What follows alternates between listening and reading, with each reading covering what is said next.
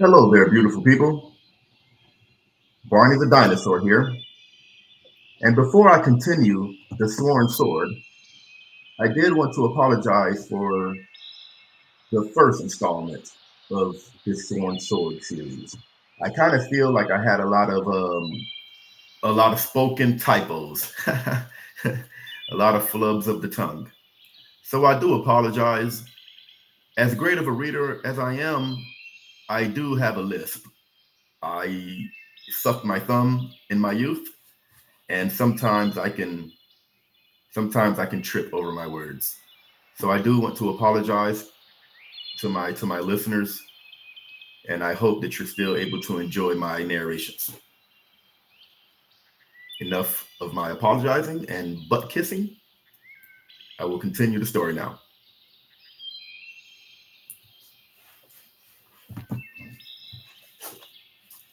Sir Eustace's lands supported three small villages, none more than a handful of hovels, sheepfolds, and pigs. The largest boasted a thatched one-room sept with crude pictures of the seven scratched upon the walls in charcoal. Mudge, a stoop-backed old swineherd who'd once been to Old Town, led devotions there every seventh day. Twice a year, a real septon came through to forgive his sins in the mother's name. To forgive sins in the mother's name. The small folk were glad of the forgiveness, but hated the septon's visits all the same, since they were required to feed him. They seemed no more pleased by the sight of Dunk and Egg. Dunk was known in the villages, if only as Sir Eustace's new knight, but not so much as a cup of water was offered him. Most of the men were in the fields, so it was largely women and children who crept out of the hovels at their coming, along with a few grandfathers too infirm for work.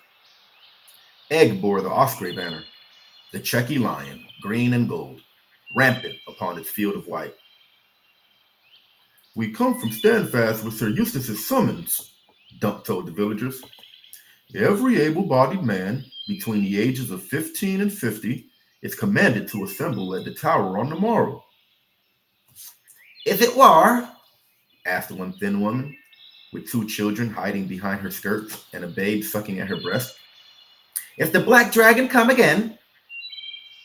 There are no dragons in this, black or red, Dunk told her. This is between the checky lion and the spiders. The red widow has taken your water.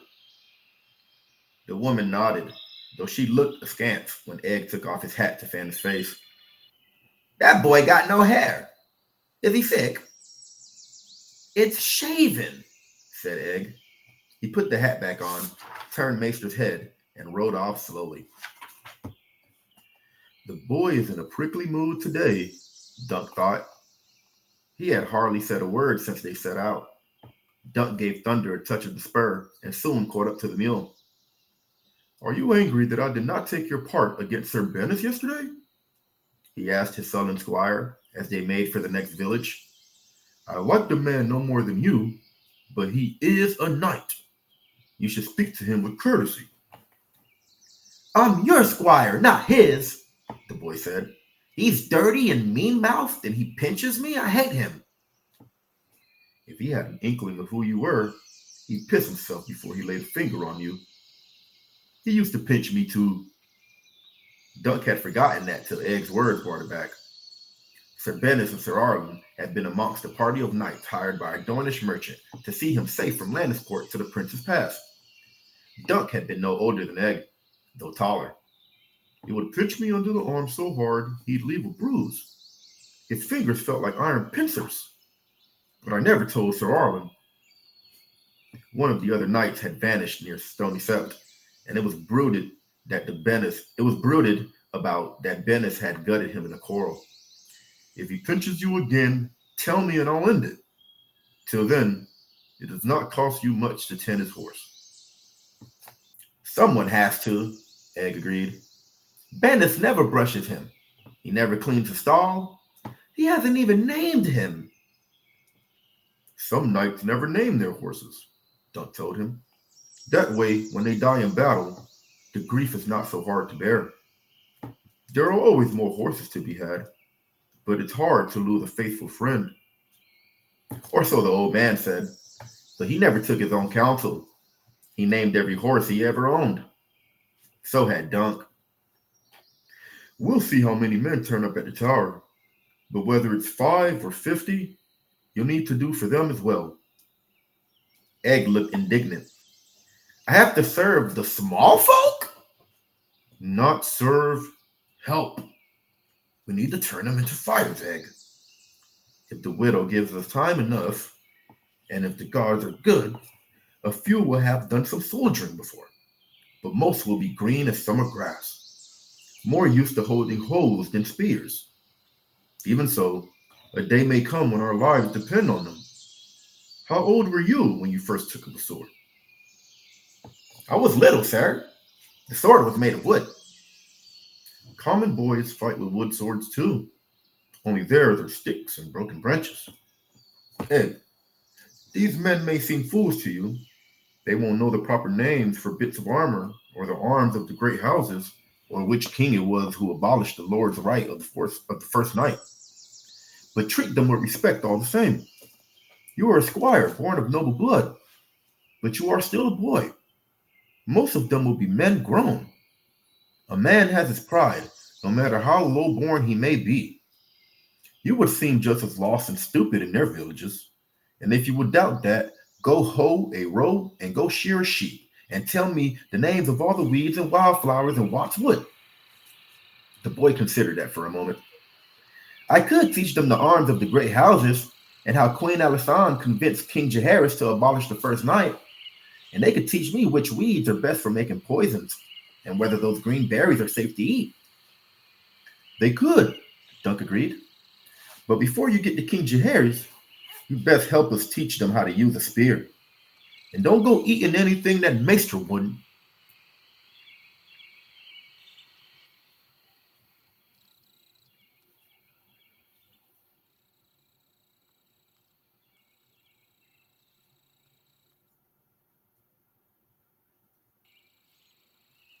The next day, a dozen would-be warriors found their way to Standfast to assemble amongst the chickens. One was too old, two were too young, and one skinny boy turned out to be a skinny girl. Those Dunk sent back to their villages, leaving 8, 3 Watts, 2 Wills, a Lem, a Pate, and Big Rob the Lackwit. A sorry lot, Dunk thought to himself. He could not help but think. The strapping, handsome peasant boys who won the hearts of high-born maidens in the songs were nowhere to be seen. Each man was dirtier than the last. Lem was 50 if he was a day, and Pate had weepy eyes. They were the only 2 who had ever soldiered before. Both had been gone with Sir Eustace and his sons to fight in the Blackfire Rebellion. The other 6 were as green as Dunk had feared. All 8 had lice. 2 of the Watts were brothers. Guess your mother didn't know any other name, Bennett said, cackling. As far as arms went, they brought a scythe, 3 hoes, an old knife, some stout wooden clubs. Lem had a sharpened stick that might serve for a spear, and one of the wills showed that he was good at chucking rocks. Well then, good, Bennett said. We got us a bloody trebuchet. After that, the man was known as Treb. Are any of you skilled with a longbow? Dunk asked him. The men scuffed at the dirt while hens pecked the ground around them. Pate of the weepy eyes finally answered. Begging your pardon, sir, but my lord don't permit us longbows. Osprey deers is for the checky lions, not the likes of us. We would get swords and helms and chainmail? The youngest of the 3 Watts wanted to know. Why, sure you will, said Dennis. Just as soon as you kill one of the widow's knights and strip his bloody corpse. Make sure you stick your arm up his horse's arse, too. That's where you'll find the silver. He pitched young Watt beneath his arm until the lad squealed in pain, then marched a whole lot of them off to Watt's Wood to cut some spears. When they came back, they had 8 fire-hardened spears of wildly unequal length and crude shields of woven branches. Sir Bennis had made himself a spear as well, and he showed them how to thrust the point and use the shaft to parry, and where to put the point to kill. The belly and the throat are the best, I find. He pounded his fist against his chest. Right here. There's the heart. That will do the job as well. Trouble is, the ribs is in the way. The belly's nice and soft, aye. Gut and slow, but certain. Never knew a man to live when his guts was hanging out. Now, if some fool goes and turns his back on you, put your point between his shoulder blades or through his kidney. That's right here. They don't live long once you prick them in the kidney. Having 3 Watts in the company caused confusion when Bennis was trying to tell them what to do. We should give them village names, sir, Ed suggested. Like Sir Arlen of Pennytree, your old master. That might have worked, only their villages had no names either. Well, said Ed, we could call them for their crops, sir. One village sat amongst bean fields. One planted mostly barley corn, and the third cultivated rows of cabbage, carrots, onions, turnips, and melons. No one wanted to be a cabbage or a turnip, so the last lot became the melons. They ended up with 4 barley corns, 2 melons, and 2 beans. As the brothers Watt were both barley corns, some further distinction was required. When the younger brother made mention of one having fallen down the village well, Bennis dubbed him Wet Watt. And that was that. The men were thrilled to have been given lords' names, save for Big Rob, who could not seem to remember whether he was a bean or a barley corn. Once all of them had names and spears, Sir Eustace emerged from the standfast to address them. The old knight stood outside the tower door, wearing his mail and plate beneath a long woolen surcoat that age had turned more yellow than white. On front and back, it bore the checky line, sewn in little squares of green and gold. Lads, he said, you all remember Dake? The Red Widow threw him in a sack and drowned him. She took his wife, and now she thinks to take our Walter too. The checky Walter that nourishes our crops. But she will not. He raised his sword above his head. For Osgray, he said ringingly. For Steadfast! Osgray! Dunk echoed. Egg and the recruits took up the shout. Osgray! Osgray! For Steadfast! Dunk and Bennis drilled the little company amongst the pigs and chickens while Sir Eustace watched from the balcony above. Sam Stoops had stuffed some old sacks with solar straw. Those became their foes. The recruits began practicing their spear work as Bennis bellowed at them. Stick and twist and rip her free. Stick and twist and rip. Stick, twist, and rip. Get the damn thing out. You'll be wanting it soon enough for the next blow. Too slow, Treb, too damn slow. If you can't do it quicker, go back to chucking rocks. Let 'em get your weight behind that goddamn thrust. There's a boy. And in. Out and in and out. Fuck 'em with it. That's the way. Fuck 'em. Rip it in and out of 'em. Rip 'em. When the sacks had been torn to pieces by half a dozen spear thrusts and all the straw spilled out into the ground, Dunk donned his mail and plate and took up a wooden sword to see how the men would fare against a livelier foe. Not too well, was the answer. Only Treb was quick enough to get a spear past Dunk's shield, and he only did it once. Dunk turned one clumsy lurching thrust after another, pushed their spears aside, and bullied in close. If his sword had been steel instead of pine, he would have slain each of them half a dozen times. You're dead once I get past your point, he warned them, hammering their legs and arms to drive the lesson home. Treb and Lem and Wet Watt soon learned how to give ground, at least. Big Rob dropped the spear and ran, and Bennis had to chase him down and drag him back in tears. The end of the afternoon saw the lot of them all bruised and battered, with fresh blisters rising on their calloused hands from where they gripped the spears. Dunk bore no marks himself, but he was half drowned in sweat by the time Egg helped him peel his armor off. As the sun was going down, Dunk marched their little company down into the cellar and forced them all to have a bath, even those who'd had one just last winter. Afterward, Sam Stoops' wife had bowls of stew for all, thick with carrots, onions, and barley. The men were bone tired, but to hear them talk, every one of them would soon be twice as deadly as a Kingsguard knight. They could hardly wait to prove their valor. Sir Bennis egged them on by telling them of the joys of the soldier's life. loot and women chiefly. The two old hands agreed with him.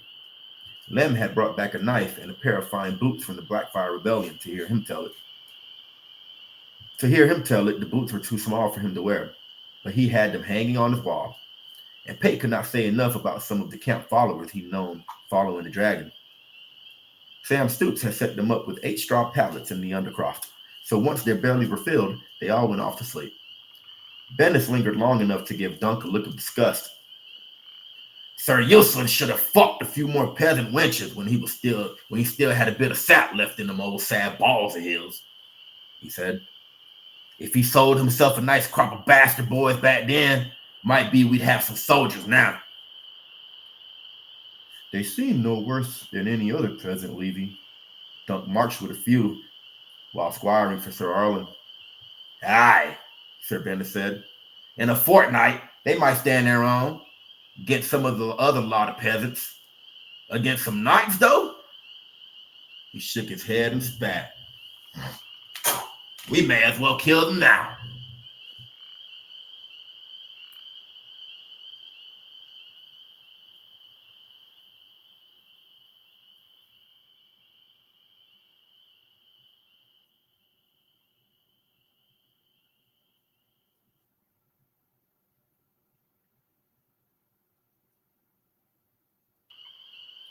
Standfast's well was in the undercellar, in a dank chamber walled in stone and earth.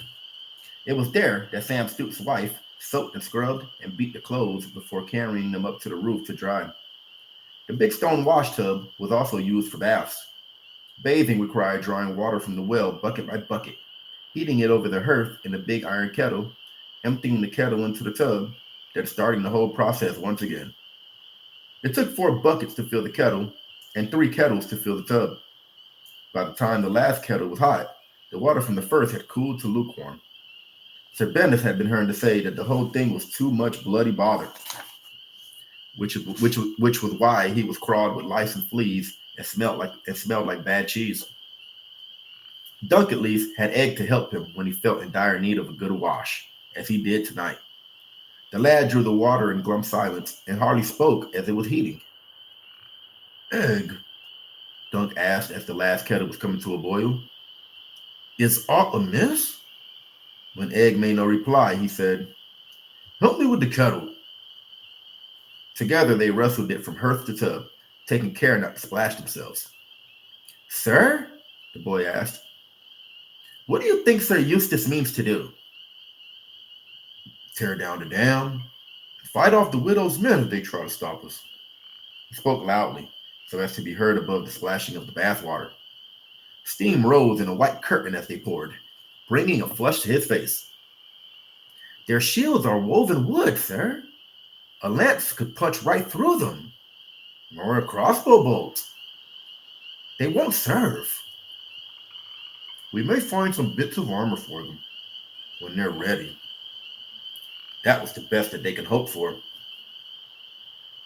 But sir, they might be killed. Wet Watt is still half a boy. Will Barleycorn is to be married the next time the septum comes, and Big Rob doesn't even know his left foot from his right one. Dunk let the empty kettle thump down on the hard-packed earthen floor. Roger of Pennytree was younger than Wet Watt when he died on the red grass field. There were men in your father's host who'd just been married too, and other men who never even kissed a girl. There were hundreds who didn't even know their left foot from their right, maybe thousands. That was different, sir, Egg insisted. That was a war. So is this.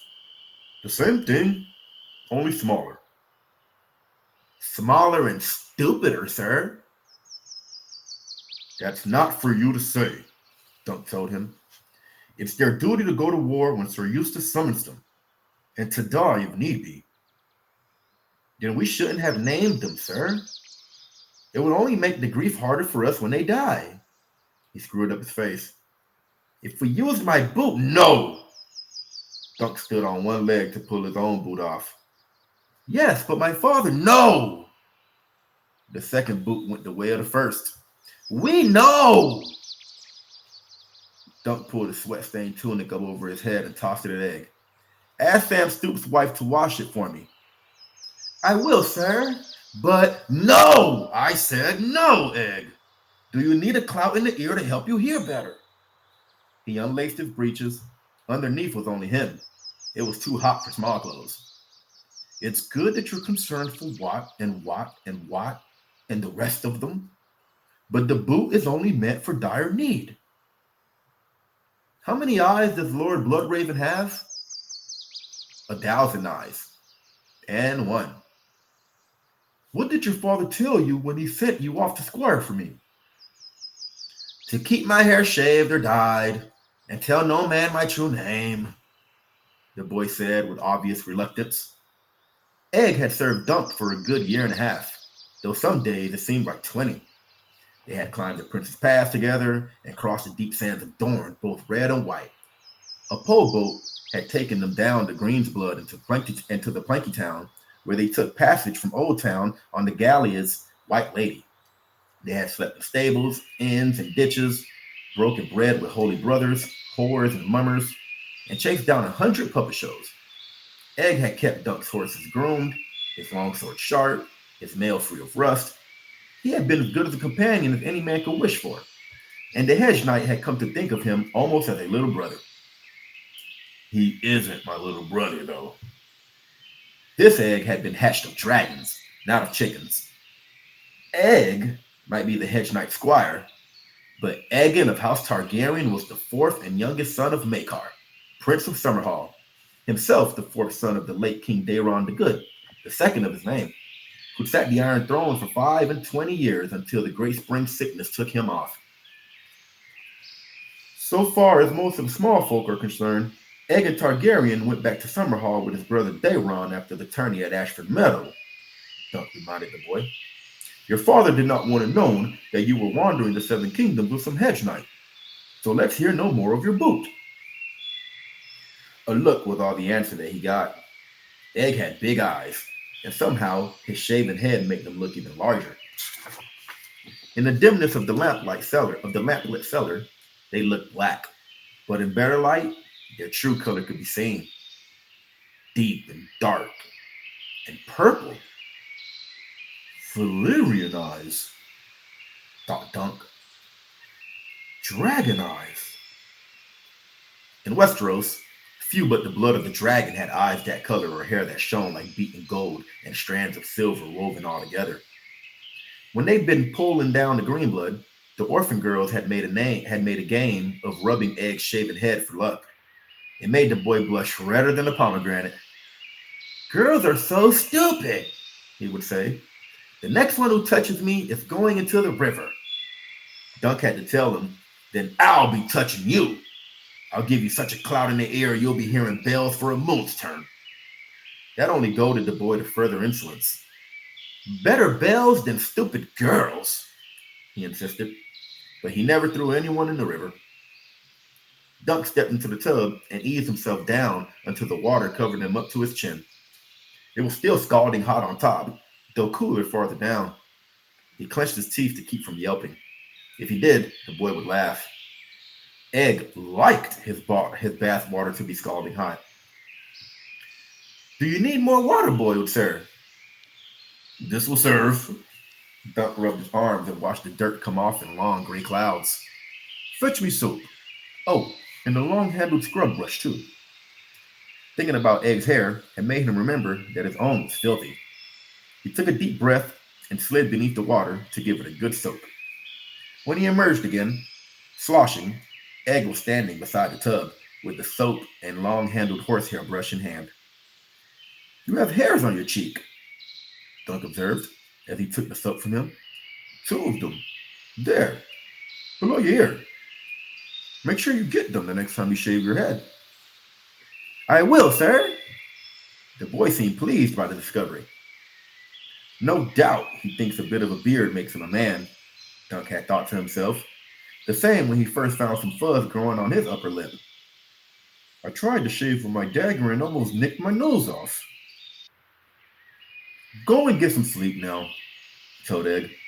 I won't have any more need of you until tomorrow. It took a long while to scrub all the dirt and sweat away. Afterwards, he put the soap aside, stretched out as much as he was able, and closed his eyes.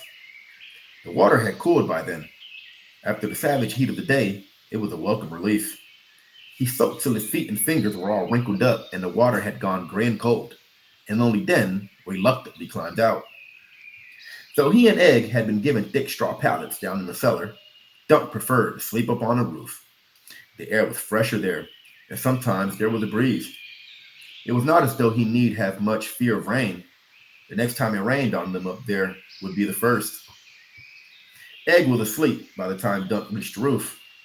He lay on his back with his hands behind his head and stared up at the sky. The stars were everywhere, thousands and thousands of them. It reminded him of a night at Ashford Meadow before the tournament started. He had seen a fallen star that night. Fallen stars were supposed to bring you luck, so he told Tansel to paint it on his shield. But Ashford had been anything but lucky for him. Before the tourney ended, he had almost lost a hand and a foot, and 3 good men had lost their lives. I gained a squire, though. Egg was with me when I rode away from Ashford. That was the only good thing to come of all that happened. Dunk hoped that no stars fell tonight.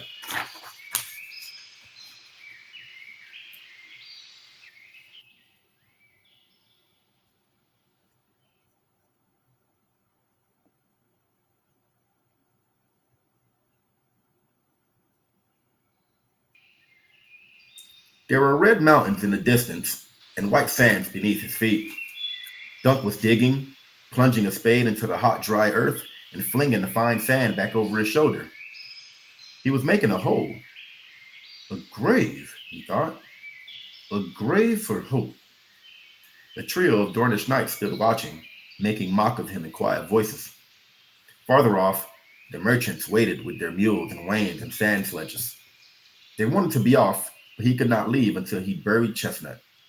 He would not leave his old friend to the snakes and scorpions and sand dogs. The stot had died in the long, thirsty crossing between the Prince's Path and Faith. With Egg upon his back, his front legs just seemed to fold under him, and he knelt right down, rolled onto his side, and died. His carcass sprawled beside the hole. Already it was stiff. Soon it would begin to smell. Dunk was weeping as he dug, to the amusement of the Dornish knights. Water is precious in the West, one said. You ought not to waste it, sir. The other chuckled and said, Yeah, why do you weep? It was only a horse and a poor one at that. Chestnut, Dunk thought, digging. His name was Chestnut, and he bore me on his back for years and never bucked or bit. The old stot had looked a sorry thing beside the sleek sand steeds that the Dornishmen were riding, with their elegant heads, long necks, and flowing manes. But he had given all he had to give. Weeping for a sway-back stot, Sir Arlen said in his old man's voice. Why, lad, you never wept for me. He'll put you on his back. He gave a little laugh to show he meant no harm by the reproach. That's Dunk the Lunk, thick as a castle wall. He shed no tears for me either, said Baelor Breakspear from the grave, though I was his prince, the hope of all Westeros. The gods never meant for me to die so young. My father was only 39, said Prince Valar. He had it in him to be a great king, the greatest since Aegon the Dragon. He looked at Dunk with the cool blue-purple eyes. Why would the gods take him and leave you? The young prince had his father's light brown hair, but a streak of silver gold ran through it. You are dead, Dunk wanted to scream. You are all 3 dead. Why won't you leave me be? Sir Arlen had died of a chill. Prince Baelor of the blow his brother dealt him during Dunk's trial of 7. His son Valar during the Great Spring sickness. I am not to blame for that. We were in Dorne. We never even knew. You are mad, the old man told him. We will dig no hole for you when you kill yourself with this folly. In the deep sands, a man must hoard his water. Be gone with you, Sir Duncan, Valar said. Be gone. Egg helped him with the digging. The boy had no spade, only his hands, and the sand flowed back into the grave as fast as they could fling it out. It was like trying to dig a hole in the sea. I have to keep digging, Dunk told himself, though his back and shoulders ached from the effort. I have to bury him deep down where the sand dogs cannot find him. I have to. Die? Said Big Rod the Simpleton from the bottom of the grave, lying there so still and cold, with a ragged red wound gaping in his belly. He did not look very big at all. Dunk stopped and stared at him. You're not dead. You're down sleeping in the cellar. He looked to Sir Arlen for help. Tell him, sir, he pleaded. Tell him to get out of that grave. Only it was not Sir Arlen of Pennytree standing over him anymore. It was Sir Bennis of the Brown Shield. The Brown Knight only cackled. Dunk the lump, he said. Gut and slow but certain. Never knew a man to live with his entrails hanging out. Red froth bubbled on his lips. He turned and spat, and the white fans drank it down. Trev was standing behind him with an arrow in his eye, weeping slow, red tears. And there was Wet Wat, too, his head cut near in half, with Old Lem and Red-Eyed Pate and all the rest. They had all been chewing sourly for Bennis, it seemed. Dunk thought at first, but then he realized that it was blood trickling from their mouths. Dead, he thought. They're all dead. And the Brown Knight brayed. Aye, so best get busy. You've got more graves to dig, Lunk. 8 of them. 1 for me, 1 for Sir Useless, and the last one for your bald-headed boy. The spade slipped from Dunk's hands. Egg, he cried. Run, Egg, run. We have to run. But the sands were giving away beneath their feet. When the boy tried to scramble from the hole, his crumbling sides gave way and collapsed. Dunk saw the sands wash over Egg, burying him as he opened his mouth to shout. He tried to fight his way to him, but the sands were rising all around him, pulling him down into the grave, filling his mouth, his nose, his eyes.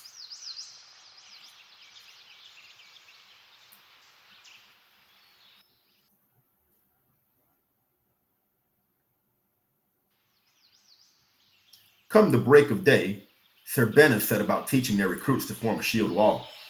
He lined the 8 of them shoulder to shoulder, with their shields touching and their spear points poking through the light. Come the break of day, Sir Bennis set about teaching their recruits to form a shield wall.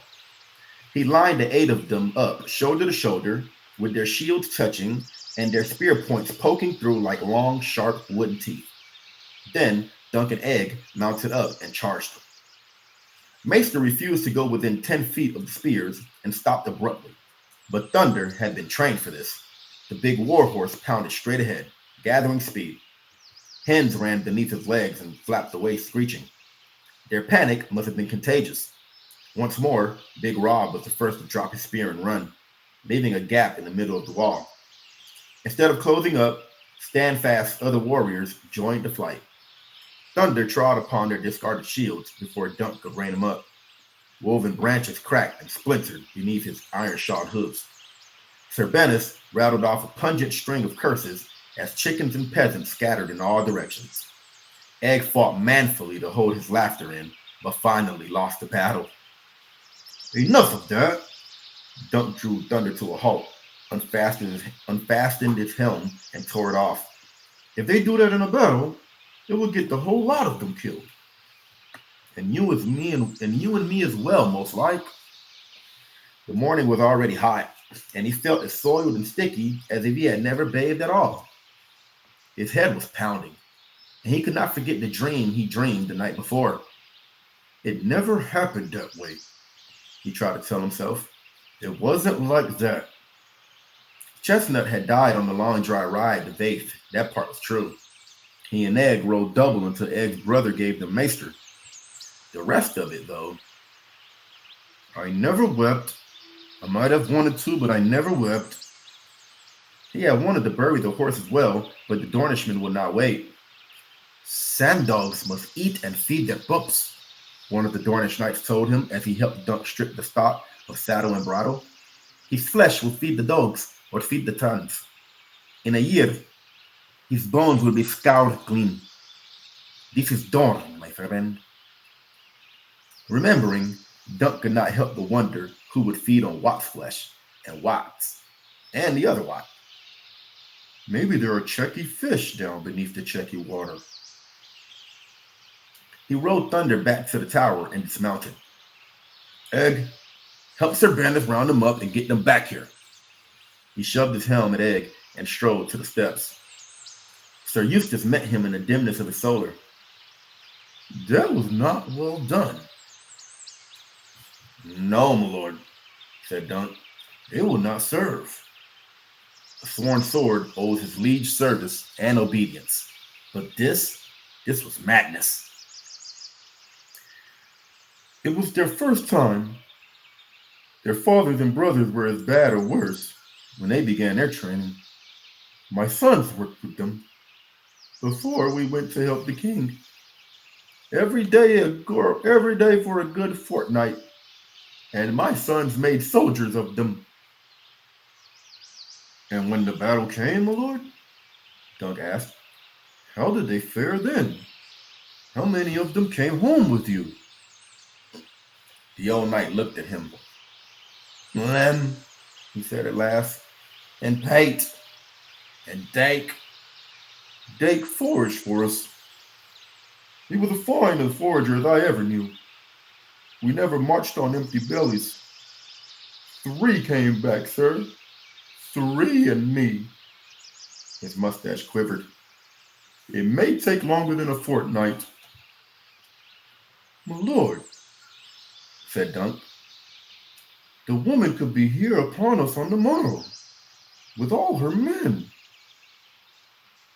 They're good lads, he thought, but they will soon be dead lads if they go up against the knights of the Cold Moat.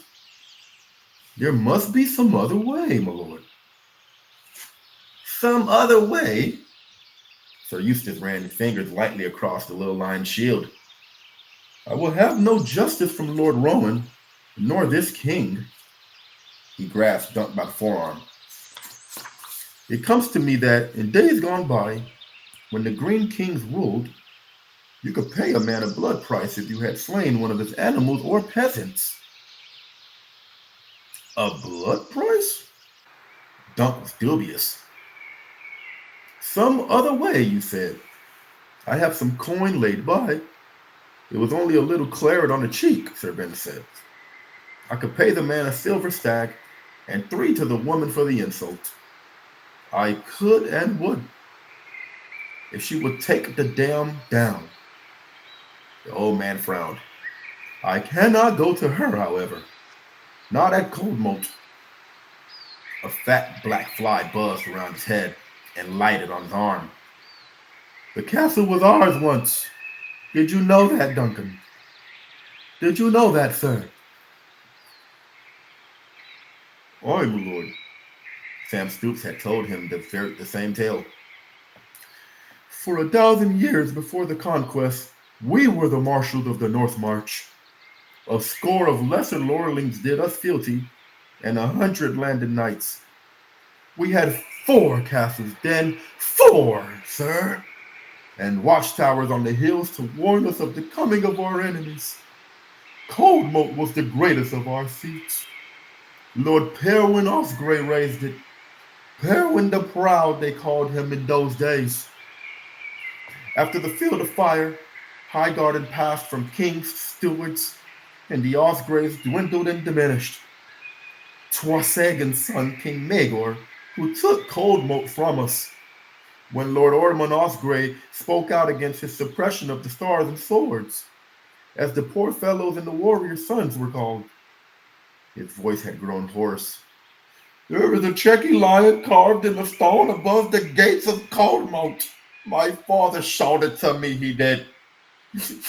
The first time he took me with him to call on old Reinhard Reber. I showed it to my own sons in turn. Adam, Adam himself served that cold moat as a page and squire, and a certain fondness grew up between him and Lord Wyman's daughter. So one winter day, I donned my richest raiment and went to Lord Wyman to propose a marriage. His refusal was so courteous, but as I left, I heard him laughing with Sir Lucas Inchfield. I never returned to Coldmoat after that, save for once, when that woman presumed to carry off one of mine home. When they told me to seek for poor Lem at the bottom of the moat. Dake, said Dunk. Bennett says his name was Dake. Dake? The fly was creeping down his sleeve, pausing to rub its legs together the way flies do. Sir Eustace shooed it away and rubbed his lip between his mustache. Dake. That was what I said. A staunch fellow. I recall him well. He foraged for us during the war. We never marched on empty bellies. When Sir Lucas informed me of what had been done to my poor Dyke, I swore a holy vow that I would never again set foot inside that castle unless it was to take possession of it. So you see, I cannot go there, Sir Duncan. Not to pay the blood price, nor for any other reason, I cannot. Dunk understood. I could go, my lord. I swore no vows. You are a good man, Sir Duncan. A brave knight and true. Sir Eustace gave Dunk's arm a squeeze. Would that the gods had spared my Alison. You are the sort of man I had always hoped that she might marry. A true knight, Sir Duncan. You are a true knight. Dunk was turning red. I will tell Lady Weber what you said about the blood price, but you will save Sir Bannis from Dake's fate. I know it. I am no mean judge of men, and you, sir, are the true steel. You will give them pause. The very sight of you, sir. When that woman sees that Standfast has such a champion, she may well take down that dam of her own accord. Dunk did not know what to say to that. He knelt. My lord, I will go upon the morrow and do the best I can. On the morrow, the fly came circling back and lit upon Sir Eustace's left hand. He raised his right hand and smashed it flat. Yes, on the morrow,